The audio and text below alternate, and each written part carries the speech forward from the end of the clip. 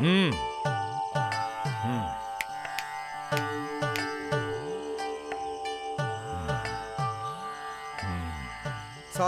அந்த பொண்ணுக்கு அப்பா அம்மா அண்ணன் தம்பி எல்லாரும் ஓகே சொல்லியாச்சு.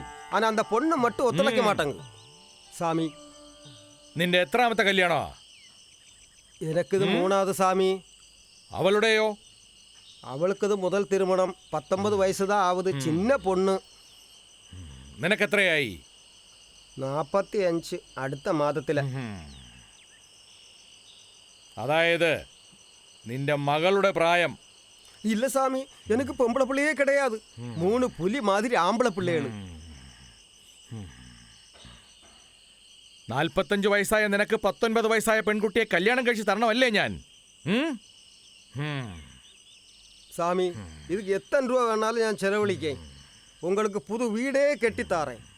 உங்களுக்கு ഞാൻ കോയിൽ കെട്ടി വണങ്ങേ. എനിക്ക് ഞാൻ കല്യാണ ബ്രോക്കറാ? ഇറങ്ങിപ്പോടാ.